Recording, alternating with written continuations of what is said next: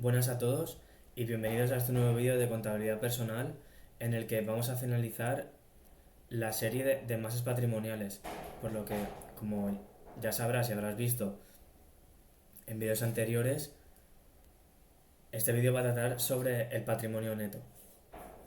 En este vídeo vamos a abordar las definiciones del patrimonio neto y la composición de sus cuentas dentro del mismo. Así que sin más, vamos a ello.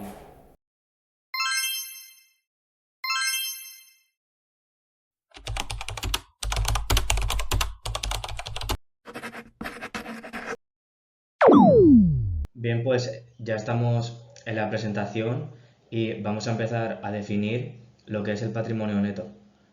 Bien, para empezar a definir el patrimonio neto hay que tener en cuenta que desde un punto de vista económico se puede definir de una manera y desde un punto de vista contable se define de otra, ¿vale? Vamos a empezar por el punto de vista contable porque es más sencillo de entender. Y desde el punto de vista contable, el patrimonio es la diferencia entre los activos y los pasivos, ¿vale? Esa parte residual que queda es el patrimonio neto, ¿vale? Y está relacionado con la teoría del propietario. Eso quiere decir que el propietario quiere saber las variaciones que ha tenido el patrimonio que él ha aportado en la empresa y también su valor.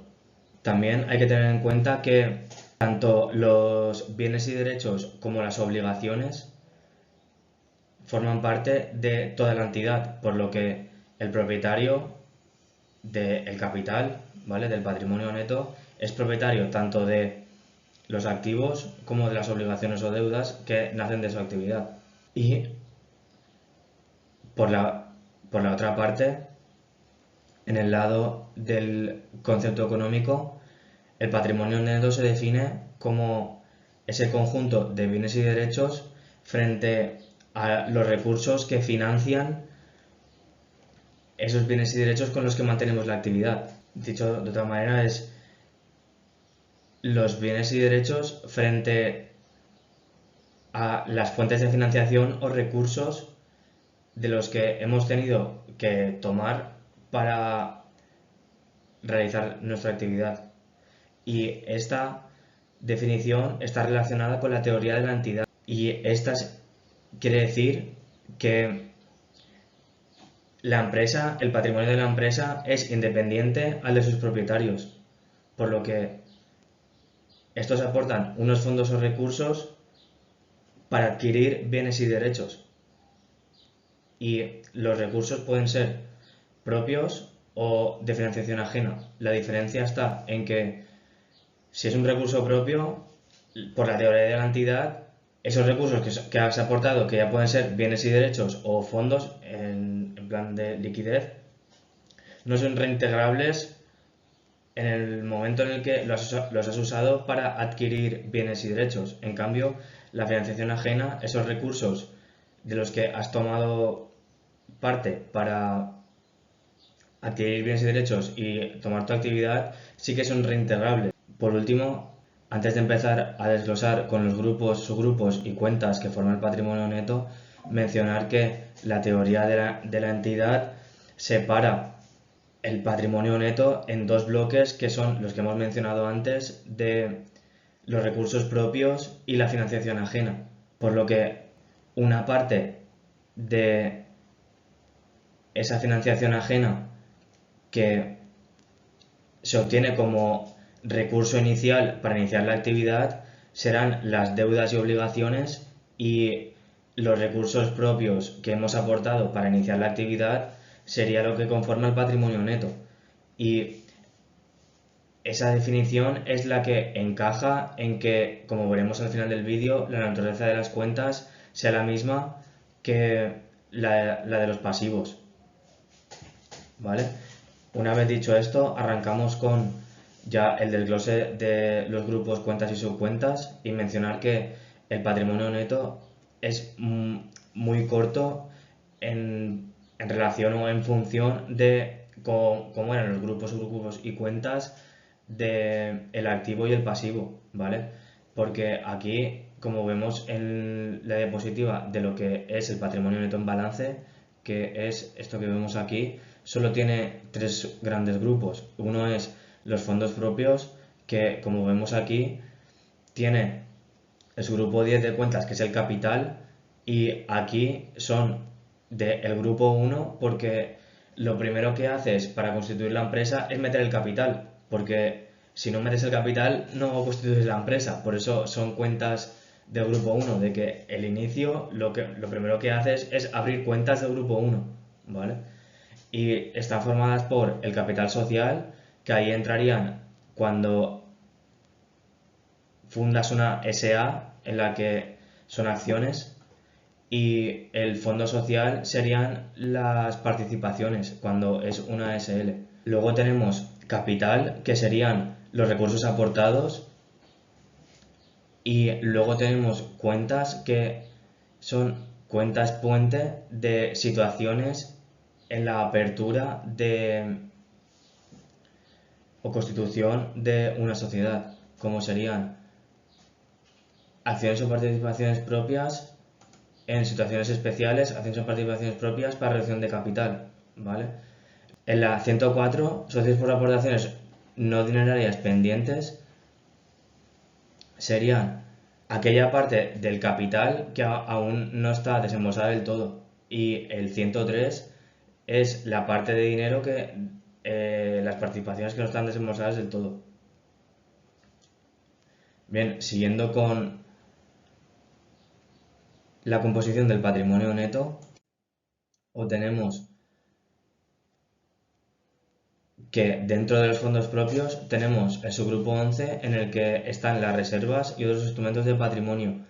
Aquí hay que decir que el resultado de la actividad, una vez se ha hecho el cierre contable, hay unas cuentas para la distribución de ese resultado.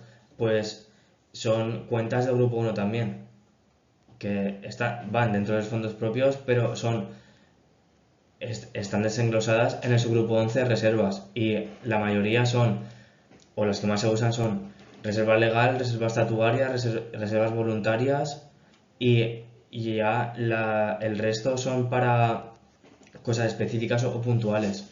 Por ejemplo, la reserva legal es que te obligan a tener guardado un porcentaje del capital social que tú hayas constituido. Las reservas estatuarias serían las que, por los estatutos de la fundación de la sociedad, dice que en el reparto de beneficios de un año anterior hay un porcentaje que tiene que ir a reserva estatuaria.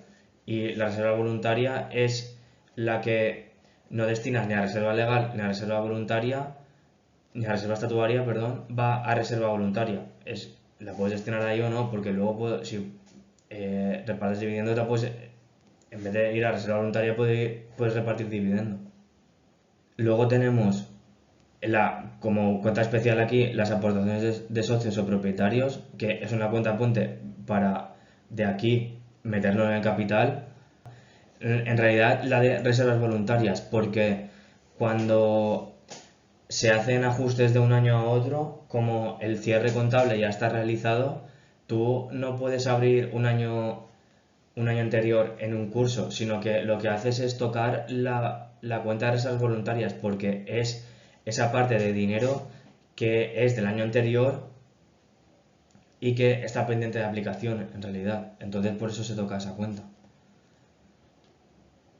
Sí, siguiendo con la composición de fondos propios, tenemos resultados pendientes de aplicación, y son el remanente, los resultados negativos de años anteriores y el resultado del ejercicio. El remanente es ese dinero que no metes ni en reserva legal, ni en reserva voluntaria, ni en reserva estatuaria. El que te sobra de esas tres se mete en remanente. El resultado del ejercicio es el resultado contable que te surge de haber realizado pérdidas y ganancias, es el que va ahí. El resultado negativo de años anteriores es si en tu PIG, que es el pérdidas y ganancias, tienes un resultado positivo, vale a 129. Pero si tienes un resultado negativo y la base imponible para el gravamen de impuestos de sociedades es negativo, vale a 121. Luego tenemos el de dividenda a cuenta, que esto es lo que he mencionado antes, de que si tú quieres no repartir dividendo, llevas ese dinero a reserva voluntaria o remanente, y si quieres repartir dividendo lo llevas aquí, dividendo activo a cuenta, que esta cuenta significa que vas a repartir un dividendo ahora a cuenta de un beneficio futuro. Luego tenemos el último grupo, que es el ajustes por cambio de valor, y está en el subgrupo 13, subvenciones, donaciones y ajustes por cambios de valor, ¿vale? Y las cuentas que se usan aquí son ajustes, la 133, ajustes por valoración a activos financieros disponibles para la venta, y esta surge cuando, no sé si os acordaréis de los vídeos de activo y pasivo, en el que decíamos que nos salía un ajuste temporario, pues esta es la cuenta que recoge el ajuste temporario y es la que en el asiento de dar de alta ese activo financiero recoge lo que luego traspasarás de estado de cambios de patrimonio neto a pérdidas y ganancias. Luego aquí están los ingresos fiscales a distribuir en varios ejercicios, y esto es cuando difiere tu renta fiscal con la renta contable, se pone aquí y lo que haces es ir prorrateando ese beneficio fiscal que tienes por alguna amortización libre o doble o a- algo que te hayas acogido. Bien. Luego, las operaciones de cobertura es una cuenta para cuando se usan opciones.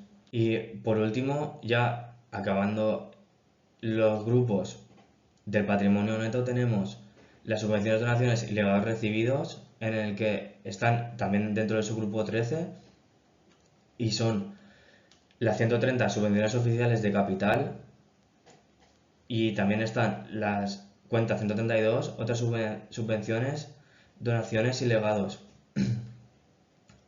Hay que tener en cuenta que la 130 se usa cuando el gobierno te concede una subvención que financia una inversión tuya en capital que vayas a hacer, mientras que la 132 son subvenciones que el Estado te otorga a ti para financiar gastos de explotación, ¿vale? Y la cuenta 131, donaciones y legados de capital, son que una empresa te da algo o recibes una herencia, eso se mete ahí. Es eso lo que significa. Por último, para terminar el vídeo, nos centramos en la naturaleza de las cuentas, y como hemos mencionado al inicio del vídeo, por la teoría de la entidad, el patrimonio neto se distribuye en la derecha de un balance, por lo que al ser la parte residual de los activos detraídos los pasivos, la naturaleza de las cuentas es igual que la de los pasivos. El patrimonio neto disminuye cuando lo cargas, es decir, cuando lo notas al debe, y por el contrario, un patrimonio neto aumenta cuando lo anotas en el haber, por lo que la naturaleza de las cuentas es suma acreedora o nula, al igual que en los pasivos. Pues con esta definición le ponemos fin a la serie de masas patrimoniales. Espero que el contenido de masas patrimoniales, tanto de activo, pasivo y patrimonio neto, haya sido de valor para vosotros, que hayáis aprendido lo que es un activo, un pasivo y un patrimonio neto, de qué se conforma y la naturaleza de las cuentas que lo componen. Muchas gracias por ver el contenido de contabilidad personal.